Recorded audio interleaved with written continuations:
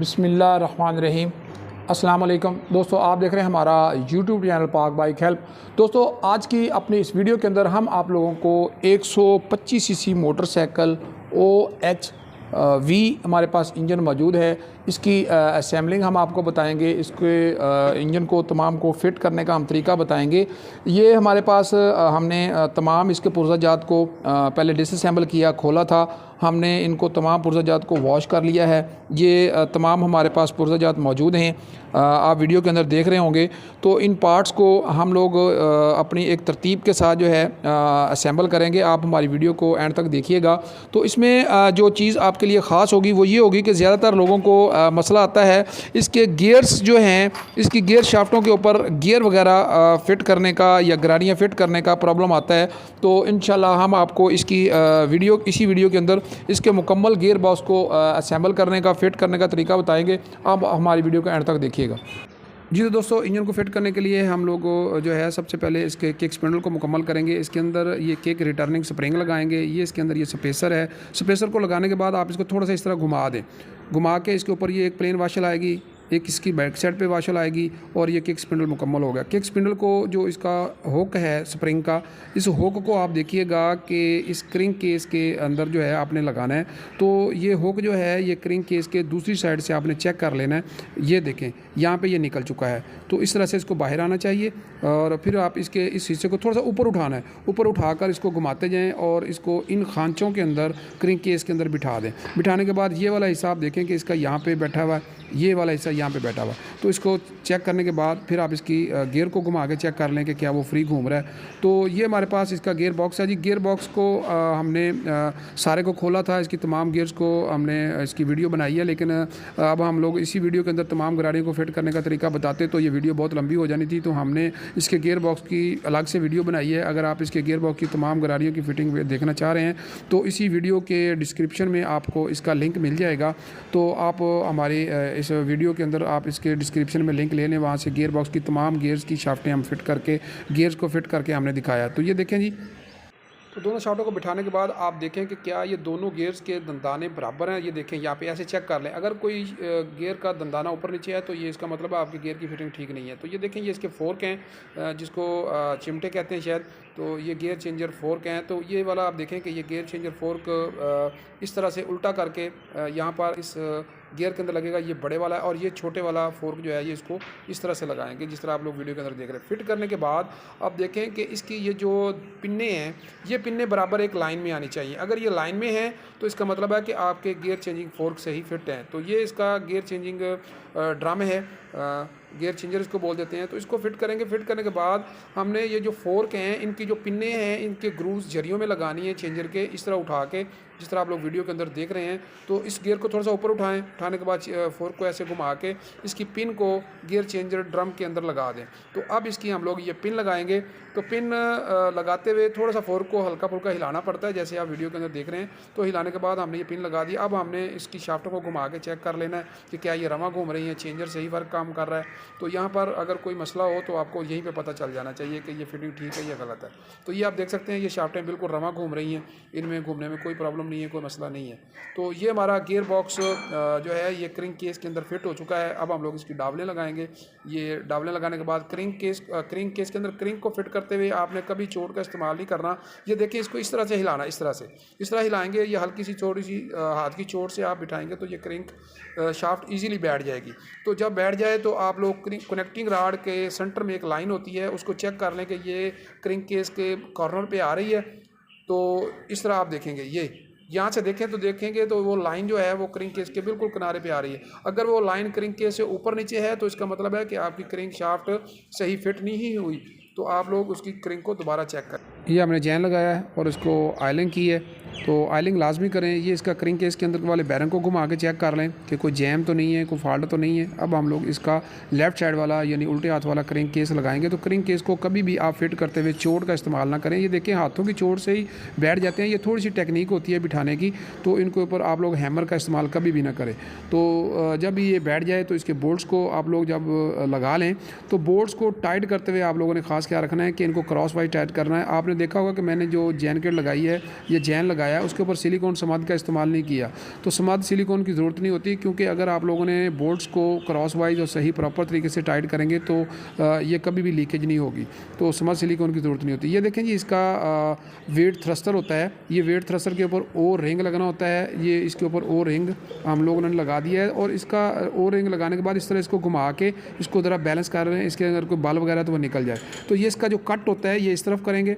Cut करने के बाद सीधा, और इसके एक नीचे कॉपर वाशल आएगी, इसके एक ऊपर आएगी, ये बोल्ट यहाँ लगेगा। तो अब हम लोग ये इसकी कॉपर वाशल नीचे रख देंगे उसी तरतीब के मुताबिक। ये जो वेट थ्रस्टर है, वेट थ्रस्टर को जब आप लोग लगाएं तो लगाने के बाद अब इसके ऊपर आप वाशल लगा के बोल्ट लगाते हैं, तो इसको टाइट आपने यकदम से नहीं करना, आपने हल्का हल्का टाइट करना है, हल्की हल्की इसको चोट लगानी है, वरना ये टूट जाएगा। ये इस तरह से देखें, ये हम लोग हल्का हल्का इसको चोट भी लगा रहे हैं, थोड़ा थोड़ा दो चूड़ी टाइट भी कर रहे हैं, ये इस तरह से। तो वरना तो ये थ्रस्टर अक्सर जो है ये कास्ट आयरन देगी लोहे का होता है, ये टूट जाता होता है। तो इसको आप लोगों ने एक प्रॉपर तरीके से टाइट करना है। तो ये देखें जी, अब हमारे दोनों केसेस टाइट हो चुके हैं। ये हमारा जो है ये चेंजर की पिन है, ये ऊपर गियर चेंजर स्टॉपर है, इसके वाला ये वाला सुराख इस पिन के अंदर लगाएंगे, और ये इसके ऊपर बोल्ट लगा देंगे। इस बोल्ट को आप लोग एक प्रॉपर तरीके से टाइट कर दें, बहुत ज़्यादा नट बोल्ट को टाइट करते हुए ज़ोर का इस्तेमाल ना करें। ये इसकी स्टॉपर आर्म है, स्टॉपर आर्म के स्प्रिंग लगा के ये वाला बोल्ट इसके ऊपर लगेगा। तो जब आप लोग ये वाला स्टॉपर आर्म लगाएंगे तो स्टॉपर आर्म को लगाते हुए स्टॉपर के ऊपर इसके ऊपर चढ़ा के इसको रख लें इस तरह से। इसको आप लोग वीडियो के अंदर गौर से देखिएगा कि इसके फिट करने का बहुत ही आसान तरीका होता है। बाल लोग स्प्रिंग फिट करते हुए मुश्किल में आ जाते हैं कि इसके स्प्रिंग को कैसे तनाव दें या कैसे इसको टाइट करें। तो ये देखें, हमने इसके ऊपर रखा है और इसको हल्का सा टाइट किया, फिर उसके बाद स्टॉपर को उसके नीचे कर दिया हम लोगों ने चेंजर के ऊपर। तो ये इसकी गियर शाफ्ट है जी। तो गियर शाफ्ट जो चेंजिंग शाफ्ट है, गियर चेंजर शाफ्ट, ये इसके ऊपर चेंजर के ऊपर लगाने के बाद इस तरह मूव करके लाजमी चेक करें। जो भी पार्ट पुर्जा फिट करें उसकी मूवमेंट लाजमी चेक करें, उसको हिलाएं, उसको घुमाएं, ताकि वो अपनी सही जगह पे फिट हुआ या नहीं हुआ। ये उसका क्रैंक प्राइमरी ड्राइव गियर था, ये ओ रिंग है, ये ओ रिंग हमने लगाए हैं। ये इसका ऑयल पंप है। तो ऑयल पंप अगर 8-10 साल गाड़ी चली हुई है, 5-7 साल चली हुई है, तो उसका ऑयल पंप अगर इंजन खोला है तो लाजमी चेंज करें। ऑयल पंप को जब आप लोग नया लगाएं तो उसके अंदर ऑयलिंग लाजमी करें। खुश्क ऑयल पंप कभी भी आपने फिट नहीं करना। तो जब भी गाड़ी जो है वो आपने इंजन ओवरहाल किया है, कोशिश करें कि इसका ऑयल पंप चेंज कर दें, क्योंकि ऑयल पंप जो है वो इसका प्रेशर कम हो जाता है, जिससे पुर्जों को सही लुब्रिकेशन नहीं होती और जो है वो इंजन ओवरहीट करता है या आवाज़ें निकालता है। तो ये इसका हम लोगों ने ऑयल पंप जो है वो नया लगाना है। तो ऑयल पंप बॉडी को हमने अलहदा करके ऊपर वाला अपर उतार दिया है, ताकि ये स्क्रू कसने में हमें आसानी हो। हमने उसका गियर भी ड्राइव गियर भी निकाल दिया था। तो ये इन स्क्रूज़ को आप लोग इस तरह टाइट कर दें। स्क्रूज़ को भी हमेशा नॉर्मल तरीके से टाइट करें, क्योंकि ये जो है सिल्वर के अंदर और एलुमिनियम के अंदर कसे हुए होते हैं। ये इसकी शाफ्ट है जी, ऑयल पंप शाफ्ट, इसको लाजमी ऑयलिंग करें। ये इसका गियर है, शाफ्ट है, ऑयल पंप ड्राइव गियर है, ये उसकी अपर बॉडी है। तो अपर बॉडी को इसके ऊपर लगा दें और इसके बोल्ट, इनको भी एक बिल्कुल नॉर्मल जोर से आपने टाइट करना होता है। तो अक्सर औकात मकैनिक हज़रात जो हैं वो टाइट करते हुए नट बोल्ट स्लिप कर देते हैं। ये देखें, जब भी आप पुर्जा फिट करें उसको घुमा के चेक करें। ये देखें जी, ये इसका क्लच बॉक्स है। क्लच बॉक्स को आप लोगों ने इस तरह घुमा के चेक कर लेना है, सही बैठ गया। अब इसके ऊपर ये स्प्लैन वाशल आएगी। स्प्लैन वाशल लगाने के बाद ये इसका क्लच हाउसिंग है। क्लच हाउसिंग के ऊपर हम लोग क्लच प्लेट्स फिट करेंगे। सबसे पहले क्लच प्लेट फिट होगी और इनको ऑयलिंग लाजमी करें। ये वीडियो के अंदर जो जो तरीका हम लोग अपना रहे हैं फिटिंग का, उसके मुताबिक आपने फिट करना है। आपने क्लच प्लेट लगाई, फिर प्रेशर प्लेट, फिर ऊपर क्लच प्लेट, और एक एक करके ये लगाएंगे। इस तरह इस 1 to 5 मोटरसाइकिल के अंदर टोटल क्लच प्लेट की तादाद 5 होती है, जबकि प्रेशर प्लेट यानी स्टील प्लेट जो होती हैं वो 4 होती हैं।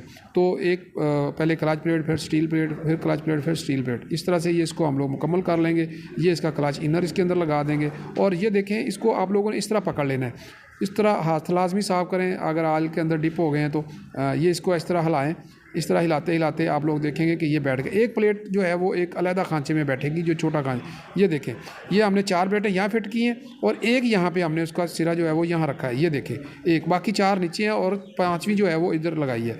उसके बाद हम लोग इसका लॉक लगाएंगे। लॉक लगाने के बाद क्लच इनर को थोड़ा सा ऊपर उठा के ये हम लोग थोड़ा सा घुमा लें, चेक करें कि क्या ये सही वर्क कर रहा है। अब इसके नीचे इसको थोड़ा सा ऊपर उठा के ये एक हम लोग पेचकस वगैरह लगा दें और लगाने के बाद उसको पूरा ऊपर उठा के, ये स्प्रिंग है, रिटर्निंग स्प्रिंग इसके लगाएंगे, ये लिफ्टर प्लेट हमने लगाई है, ये इसके ऊपर इसके बोल्ट आ जाएंगे। अब इन बोल्ट्स को कभी भी यकदम से एक एक करके टाइट करना है, ना कि यकदम से एक ही बोल्ट को पहले टाइट किया फिर दूसरे को टाइट किया, ऐसे नहीं, बारी बारी दो दो चूड़ी आपने टाइट करना है, वरना ये लिफ्टर प्लेट अक्सर टूट जाती है अगर आप एक ही बोल्ट को पहले सारा मुकम्मल टाइट करेंगे तो।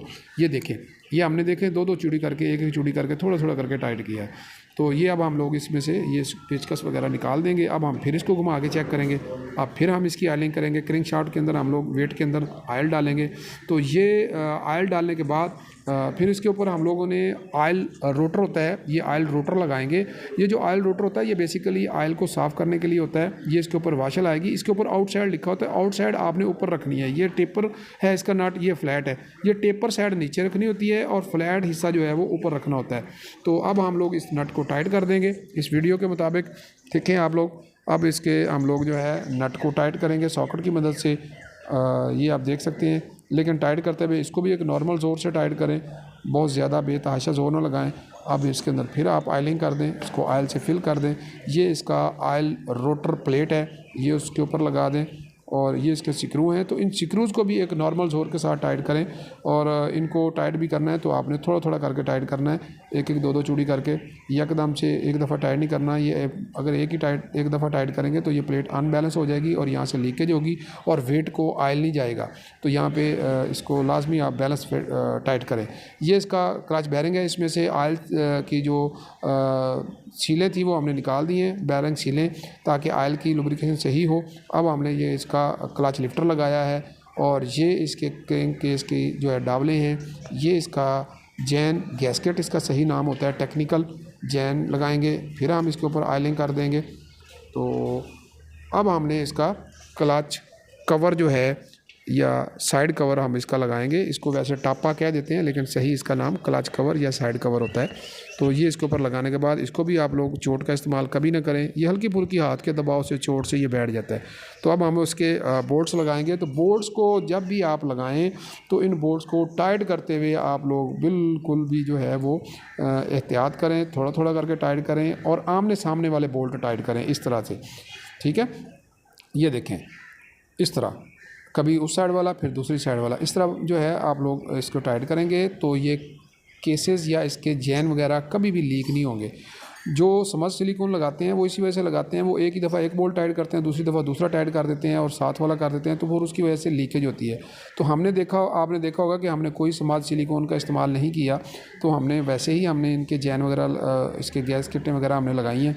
बस बोल्ट को टाइट करने की तरतीब को गौर से देख लें कि कैसे हम टाइट कर रहे हैं। अगर इस तरतीब से टाइट करेंगे तो कभी भी लीकेज का अंदेशा नहीं होगा। चूड़ी चूड़ी करके टाइट करना है और आमने सामने लगाना है, आमने सामने वाले टाइट करना है। तो ये इसकी केक स्पिंडल की ऑयल सील है, ये हमने ऑयल सील लगा दी है। तो ऑयल सील को फिट कर दिया है और इसके बाद ये इसकी ऑयल गेज है। एक दफ़ा दोबारा फिर इसकी ऑयलिंग कर दें आप लोग। ये कनेक्टिंग रॉड को भी ऑयल लगा दें। ये इसका टाइमिंग गियर, क्रिंक गियर जो होता है, इसको भी ऑयलिंग कर दें। ये इसकी केम है, केम टाइमिंग गियर है इसका। ये इसका इंडेक्स मार्क होते हैं, ये यहाँ पे क्रिंक गियर के ऊपर भी होता है और ये केम गियर के ऊपर भी होता है। ये दोनों मार्क्स को मिला के इस तरह से आप लोगों ने फ़िट करना होता है। अगर आप इसके दोनों टाइमिंग मार्क को मिला के नहीं फ़िट करते तो फिर इसके वॉल टाइमिंग ख़राब हो जाएगी, इसलिए इसके टाइमिंग गियर को टाइमिंग मिला के फ़िट करना है। तो ये इसकी टाइमिंग गियर शाफ्ट है, ये वाली जो शाफ्ट है इसको भी आपने आयलिंग करना है और इसके ऊपर हल्की सी हमने इस दफ़ा सिलिकॉन लगाई है क्योंकि इसके ज़रा लीकेज होने के अंदेशा होता है, तो इसलिए हमने इसके ऊपर थोड़ी सी सिलिकॉन लगाई है, वरना हम किसी जगह पे सिलिकॉन वगैरह का इस्तेमाल नहीं करते। तो ये इसकी जो है ये केम फॉलोवर पिन है, जो सिलेंडर के अंदर केम फॉलोवर फिट होते हैं, उसको आमतौर पे मार्केट में कह देते हैं कि जी ये वाले रॉकर हैं। ये इनका सही जो टेक्निकल नाम होता है ये केम फॉलोवर इसका सही नाम होता है। तो केम फॉलोवर फिट करने के लिए सिलेंडर के अंदर सबसे पहले हम लोग ये एक जो इसकी बेंडेड वाशल होती है, स्प्रिंग वाशल होती है, इसको थोड़ी सी सिलेंडर के अंदर ग्रीस लगाएं और वाशल को अंदर लगा दें ताकि फिटिंग के दौरान ये वाशल गिरने ना पाए। अब हमने वाशल लगा दी है। ये रॉकर रॉकर को फिट करने या केम फॉलोअर को फिट करने का एक टेक्निक होती है। ये देखें, जब आप इनको आपस में इस तरह रख के मिलाएंगे तो ये इनके दोनों सिरे आपस में मिलने चाहिए इस तरह। ये देखें, इनकी जो हील्स हैं केम फॉलोअर की, ये देखें हमने इसको उलट फिट किया तो ये आगे पीछे हो गई। ये गलत तरीका है। ये तरीका इसका ठीक है कि जब आप मिलाएं तो ये दोनों हील्स आमने सामने हो और जो पुश रॉड वाले हिस्से हैं ये वाले भी आमने सामने आए। तो ये इसकी तरतीब होगी फिटिंग की। इस तरह आप इसको पकड़ें, इसकी थोड़ी सी आयलिंग कर लें। आयलिंग करने के बाद फिर आप इसको सिलेंडर के अंदर लगाएं। सिलेंडर के अंदर लगाकर इसके अंदर जो केम फॉलोअर शाफ्ट है ये वाली लगाएं और ये केम फॉलोअर शाफ्ट को थोड़ा सा ऐसे हिलाएंगे। थोड़ा सा ज़रा मुश्किल होती है, ज़रा थोड़ा सा इसकी बैलेंस करेंगे तो ये बैठ जाएगी। अब इसको बिठाने के बाद अब इसको आपने थोड़ा सा हल्का सा चोड़ लगानी है, नरम सी चोड़ लगानी है। पेचकस से लगा दें, किसी चीज़ से लगा के इसकी आप पिन की लाइन जो है वो सीधी कर दें। अब हमारा सिलेंडर हेड है, तो सिलेंडर हेड फिट करने के लिए इसकी गाइड्स के अंदर ऑयल लगाएं। तो ऑयल लगाने के बाद इसके अंदर वॉल सीलें लगाएंगे। ये आप देख सकते हैं वीडियो के अंदर। तो आप देखें कि 2-3 चीज़ों का आप गौर कीजिएगा कि हमने जब वहाँ भी चीज़ों को पुर्ज़ों को फिट किया है, ऑयलिंग लाजमी की है। तो ये इसकी वाशलें लगा दी हैं जी, और ये छोटी वाशलें इसके अंदर आ जाएंगी यहाँ पे। फिर उसके बाद जी हेड के अंदर ये हम लोग वॉल लगाएंगे। ये छोटी पोर्ट जो है ये इसके अंदर छोटा वॉल, ये बड़ी पोर्ट के अंदर बड़ा वॉल। ये इनटेक वॉल होता है, इसको पेट्रोल वाला पता नहीं वॉल बोलते हैं सही। ये एग्जॉस्ट वॉल है। तो छोटी पोर्ट के अंदर एग्जॉस्ट वॉल लगेगा। ये इसके रिटर्निंग स्प्रिंग, इसके बल जो है वो एक साइड से तंग होते हैं, एक साइड से खुले होते हैं। तंग सिरे आपने नीचे रखने हैं। ये स्प्रिंग के ऊपर रिटर्नर लगाएंगे और रिटर्न के बाद ये इसके कोनिकल लॉक जिसको काटरें बोलते हैं, ये काटरें लगाएंगे। ये देखिए, इसको बिठाने का बड़ा आसान तरीका, थोड़ा सा काटरों को लगा के आप स्प्रिंगों को थोड़ा सा दबा दें। दबाने के बाद ये काटरें थोड़ी सी फंस जाएंगी। फंसने के बाद आप लोग 14 नंबर का टी स्पैनर लें, उसके ऊपर कपड़ा रखें और रख के आप लोग वीडियो के अंदर जैसे देख रहे हैं इस तरह थोड़ा सा दबाएंगे तो आप देखें ये इसकी काटरें जो है वो बैठ चुकी हैं।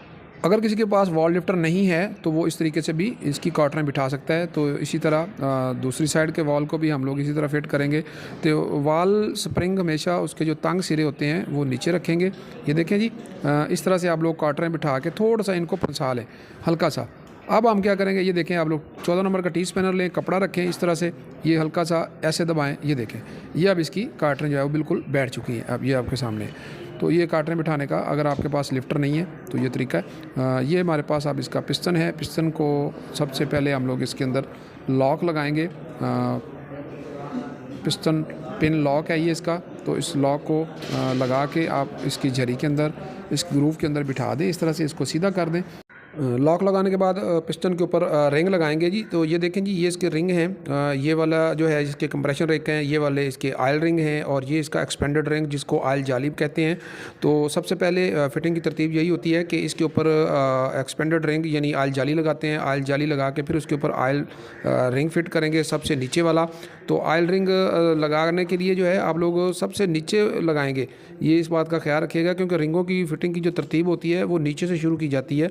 ये देखें, ये मैंने ऑयल रिंग फिट कर लिया है एक पहला, और इसकी जो मैंने रुख रखा है वो यहाँ पे रखा है। तो अब हम लोग इसका जो है वो दूसरा ऑयल रिंग लगाएंगे। तो ये दोनों एक दूसरे के मुखालिफ रखेंगे, आमने सामने नहीं रखेंगे, एक दूसरे के मुखालिफ रखेंगे। तो हम इसकी तरतीब भी आगे चल के बताते हैं कि इनके रुख कहाँ पे रखने हैं, तो वीडियो को एंड तक देखिएगा।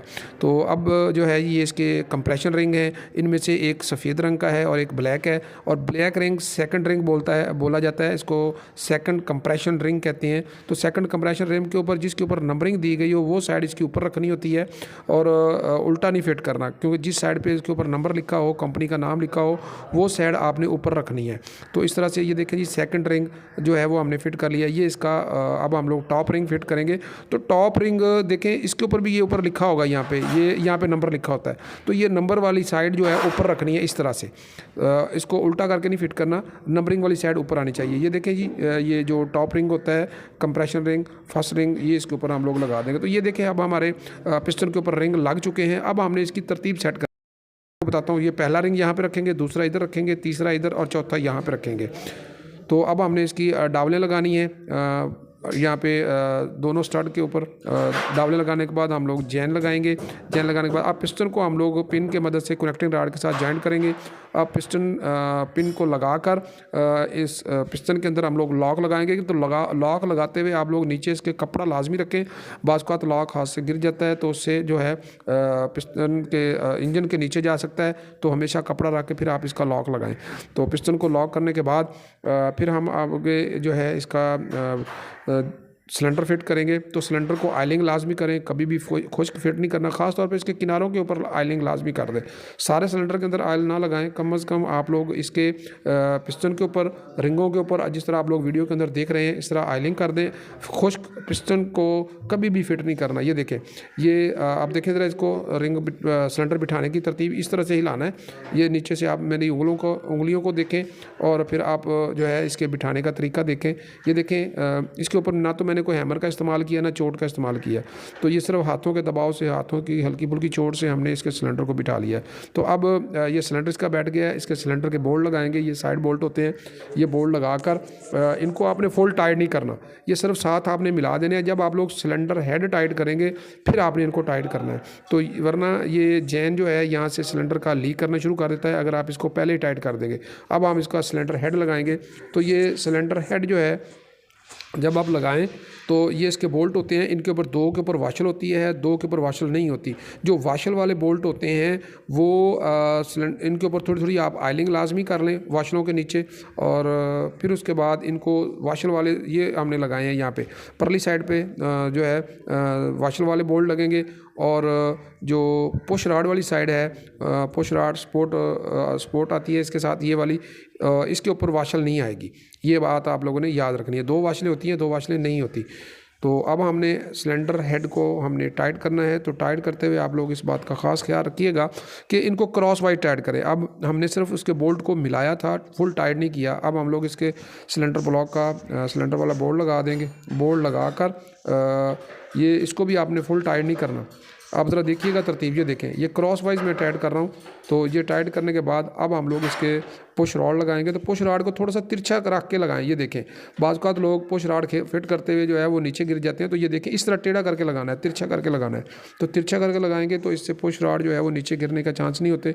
जब पुश रॉड लग जाएँ तो दोनों उंगलियाँ इस तरह वीडियो के अंदर जैसे आप देख रहे हैं ऊपर रखें और मैग्नेट व्हील को घुमाते जाएँ, और चेक कर लें इस तरह घुमाने से अगर आपकी उंगलियों को जो है पुश रॉड ऊपर नीचे मूव कराते हैं, उठाते हैं, तो इसका मतलब है कि हमारे पुश रॉड इसके अंदर सही फिट हो गए हैं। तो इसको चेक करने का तरीका होता है। ये देखें जी, इसको फिट करने के बाद फिर आयलिंग लाजमी करें। अब देखें एंड पर मैंने इसके सिलेंडर के जो बोल्ट हैं वो मैंने टाइट किए हैं, मैंने शुरू में इसको टाइट नहीं किया।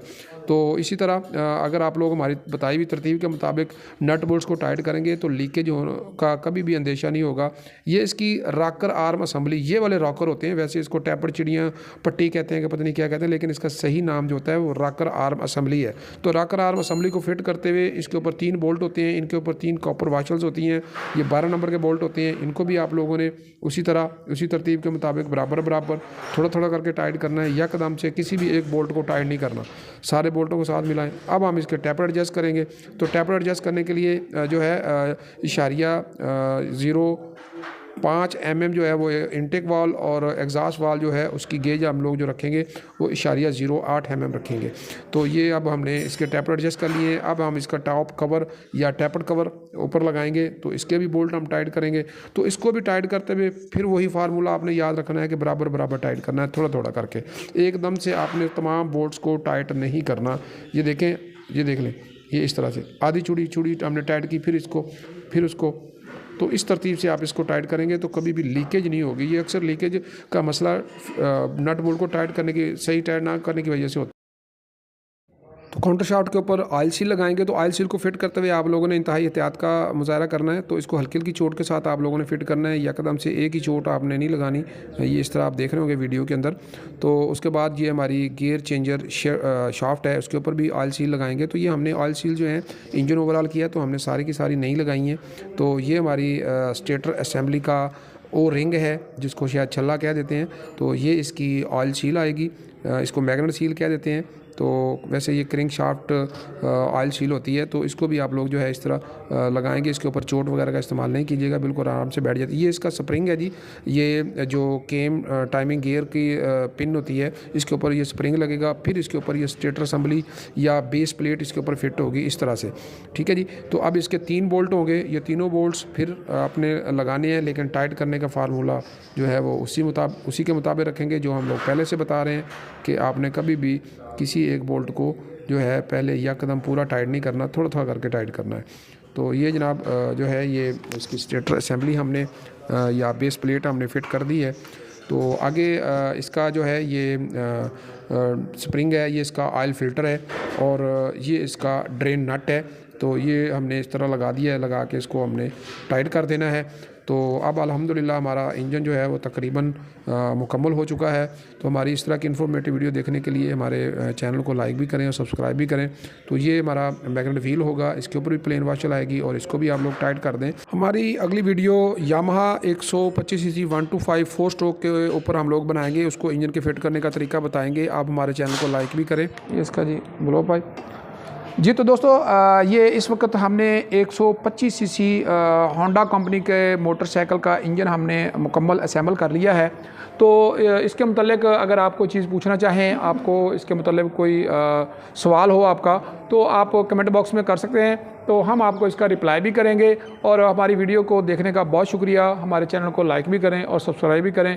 बहुत शुक्रिया। ओके, अल्लाह हाफिज़।